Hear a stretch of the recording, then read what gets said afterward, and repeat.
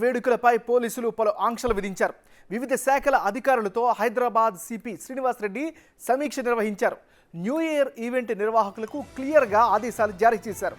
వేడుకలను రాత్రి 1 గంట లోపు ముగించాలని చెప్పారు. 10 రోజుల ముందే పర్మిషన్లు తీసుకోవాలని, ఈవెంట్ సీసీ కెమెరాలు తప్పనిసరిని స్పష్టం చేశారు.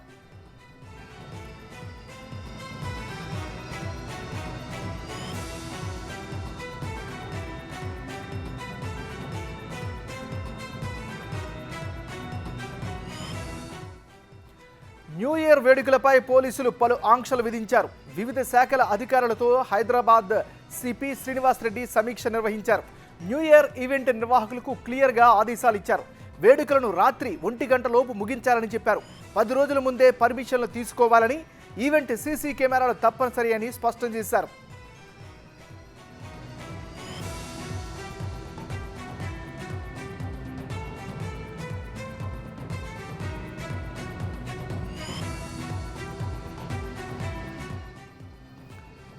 హైదరాబాద్లో న్యూ ఇయర్ వచ్చిందంటే చాలు ఆల్మోస్ట్ ఆల్ యువతతో పాటు రెస్టారెంట్లు, పబ్బులు, అదేవిధంగా రిసార్ట్స్లన్నీ కూడా ప్రత్యేకమైనటువంటి ఏర్పాట్లు చేస్తూ ఉంటాయి. అయితే ఆ ఏర్పాట్లన్నీ కూడా నిబంధనలకి తలొగ్గే జరగాలంటూ ప్రతిసారి చెప్తూ వస్తుంటాయి. అందులో భాగంగానే ఈసారి కూడా ఎలాంటి న్యూ ఇయర్ సెలబ్రేషన్స్లో ఎలాంటి ఇబ్బందులు కానీ, ఎలాంటి అవకతవకలు ఎలాంటి జరగకుండా ఉండేందుకు పోలీసులు ముందస్తుగానే పటిష్టమైనటువంటి భద్రతా ఏర్పాట్లు చేసే దిశగా అడుగులు వేస్తున్నారు. దాంట్లో భాగంగానే ఈరోజు రివ్యూ కూడా చేపట్టారు.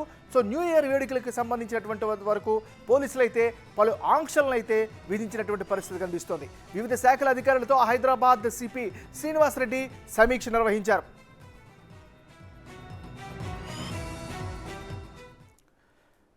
రైట్గా ఈ సమీక్ష సమావేశానికి సంబంధించి మరిన్ని డీటెయిల్స్ అందించేందుకు మా రిపోర్టర్ రానా లైవ్లో సిద్ధంగా ఉన్నారు.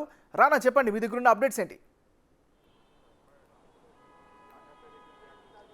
సో న్యూ ఇయర్ వస్తుందంటే చాలు హైదరాబాద్లో ఎటు చూసినా కూడా సెలబ్రేషన్ చేయడానికి రెడీగా ఉంటారు. ఇప్పటికే ఫామ్ హౌస్లు కానీ, అలాగే గెస్ట్ హౌస్లు కానీ, సర్వీస్ అపార్ట్మెంట్లో కానీ, అలాగే ప్రైవేటు ఈవెంట్లు కూడా పెద్ద ఎత్తున కూడా వాళ్ళు పాల్గొనడానికి సన్నద్ధతున్న నేపథ్యంలో ఈవెంట్స్ నడిపించేటువంటి ఈవెంట్స్ మేనేజర్ పైన ఈసారి బాగా ఆంక్షలు పెట్టినటువంటి నేపథ్యం అయితే కనపడుతుంది. పోలీసులు ఈసారి సెలబ్రేషన్స్ పైన పూర్తిగా ఎవరైతే పబ్బులు కానీ, అలాగే ప్రైవేట్ ఈవెంట్స్ కండక్ట్ చేస్తారో వాళ్ళకందరికీ కూడా కొన్ని ఆంక్షలు ఇస్తూ కొన్ని రూల్స్ అండ్ రెగ్యులేషన్స్ కూడా ఇవాళ విడుదల చేసినటువంటి నేపథ్యం అయితే కనపడుతుంది. ఖచ్చితంగా కూడా ఏదైతే సెలబ్రేషన్స్ మొత్తం 1 గంట లోపలన్నీ కూడా ఫినిష్ అయిపోవాలి. 1 గంట తర్వాత ఎక్కడా కూడా ఇలాంటి సెలబ్రేషన్స్ కూడా జరగకూడదు. పైగా ముఖ్యంగా ఆల్కహాల్ విషయంలో కొన్ని ప్లేసెస్ అది అనుమతి ఉంటుంది కాబట్టి ఖచ్చితంగా ఆ ప్లేస్లో మాత్రం మోతాదు కంటే మించి ఎక్కువగా ఈసారి ఆల్కహాల్ అనేది ఎవరికి ఇవ్వద్దు అనేసి కూడా వారు చెప్పినటువంటి నేపథ్యం అయితే కనపడుతుంది. ఎంతవరకు అయితే మీరు పర్మిషన్ తీసుకున్నారో అంతవరకు మాత్రమే మీకు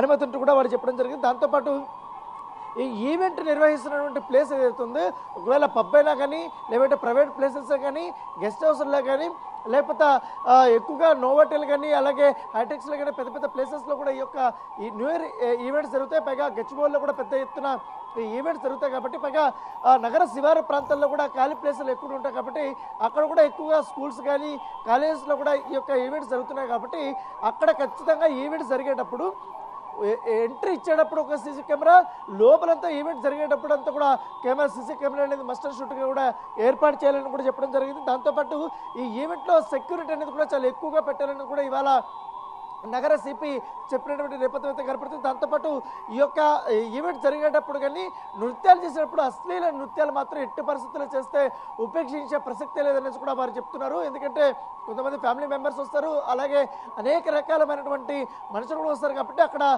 కొంచెం అసభ్యకరమైనటువంటి పరిస్థితులు ఉండే అవకాశం ఉంది కాబట్టి అలాంటి నృత్యాలకి మేము ఎంకరేజ్ చేయమనేసి కూడా పోలీసులు చాలా గట్టిగానే చెప్పినటువంటి నేపథ్యం కనపడుతుంది. దాంతోపాటు ఈ డీజేలు పెద్ద ఎత్తున కూడా పెడతారు కాబట్టి ప్రతి సంవత్సరం ఇది పెద్ద ఇబ్బందికరమైనటువంటి వాతావరణం ఉంది. కాకపోతే ఈసారి 45 డెసిబెల్స్ కంటే మించితే మాత్రం ఖచ్చితంగా కఠిన చర్యలు తీసుకుంటామనేసి కూడా నగర సిపి హెచ్చరించినటువంటి నేపథ్యం అయితే కనపడుతుంది. దాంతోపాటు ఈవెంట్స్కి వచ్చే వాళ్ళకందరికీ కూడా పార్కింగ్ ప్లేస్ అనేది ఏర్పాటు చేయాలని కూడా చెప్పారు. దాంతోపాటు గత ప్రభుత్వం వచ్చినప్పటి నుంచి ఈ 10 రోజుల్లో 3 సిపిలు వచ్చిన తర్వాత 3 సిపిలు కూడా ఒకే అంశం మీద కాన్సన్ట్రేట్ చేశారు. అది కూడా డ్రగ్స్ విషయం.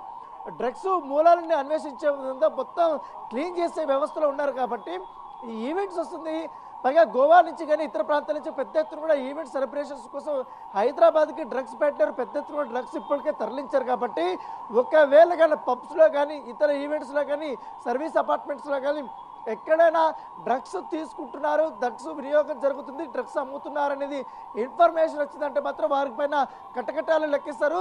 గతంలో కంటే ఈసారి కఠినమైనటువంటి శిక్షలు ఉండబోతాయి. ఈసారి సెక్షన్స్ కూడా చాలా ఎక్కువగా ఉండబోతున్నాయి కూడా ఇవాళ ఆయన హెచ్చరించినటువంటి నేపథ్యం అయితే కనపడుతుంది. దాంతోపాటు ఈ న్యూ ఇయర్ సెలబ్రేషన్స్ వస్తే ఎక్కువగా కొన్ని ఫ్లైఓవర్లన్నీ కూడా మూసేస్తారు. పైగా కొన్ని ప్లేసులు అయితే చాలా రోడ్స్ అన్ని ఫ్రీగా ఉంటాయి. మెయిన్ నగర శివారు ప్రాంతాల్లో కానీ మెయిన్ రోడ్లలో కానీ ఎక్కువగా రోడ్స్ ఫ్రీ ఉంటాయి. అప్పుడు తాగి డ్రైవ్ చేస్తారు కాబట్టి తాగి ర్యాష్ డ్రైవింగ్ చేసే వారిపైన కూడా ఘోరమైనటువంటి శిక్షలు ఈసారి ఉండబోతున్నాయి.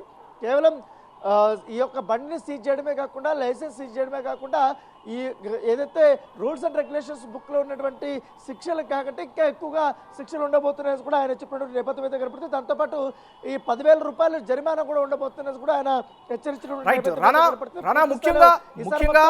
ముఖ్యంగా అశ్లీల నృత్యాల విషయంలో కానీ లేకపోతే 1 గంట దాటిన తర్వాత చేసేటటువంటి హంగామాల విషయంలో కానీ లేకపోతే ఎక్కువ సౌండ్ చేస్తూ పెట్టే డీజేల విషయంలో కూడా పలు సూచనలు అదేవిధంగా కొన్ని అబ్జర్వేషన్స్ చెప్పినట్టుగా తెలుస్తుంది. దానికి సంబంధించినటువంటి అప్డేట్స్ ఏంటి మరి?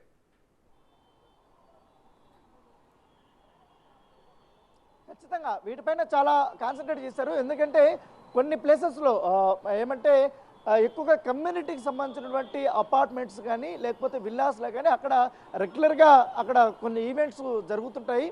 అక్కడ ఎక్కువగా డీజేస్ అనేది ఎక్కువగా పెడుతుంటారు. కానీ సౌండ్ అనేది విపరీతంగా ఉంటుంది. పక్క కూడా వినిపిస్తున్నటువంటి పక్క గల్లీలకి పక్క వీరికి కూడా వినిపిస్తున్నటువంటి నేపథ్యం కనపడుతుంది. దాంతోపాటు పబ్బుల్లో కూడా విపరీతమైనటువంటి లౌడ్ అనేది వినపడుతుంది. ఖచ్చితంగా కూడా ఎంతవరకు సౌండ్ ఉండాలనే దానికి కూడా ఒక నియంత్రణ అనేది ఇవాళ పోలీసులు పెట్టినటువంటి నేపథ్యం అయితే కనపడుతుంది. ముఖ్యంగా 3 కమిషనరేట్ పరిధిలో ఎవరైతే అనుమతి తీసుకుంటారో 10 రోజుల కంటే ముందు అనుమతి తీసుకున్నటువంటి ఈవెంట్స్ యజమాని ఎవరుతున్నారో వాళ్ళకందరికీ ఒక గైడ్ లైన్స్ అనేది రూపొందించారు. 45 డెసిబెల్స్ కంటే ఎక్కువ సౌండ్ ఇస్తే మాత్రం ఖచ్చితంగా కూడా ఆ ఈవెంట్ని అర్ధాంతరంగా మధ్యలోనే ఆపేస్తామనేది కూడా పోలీసులు చాలా క్లియర్గా చెప్పారు.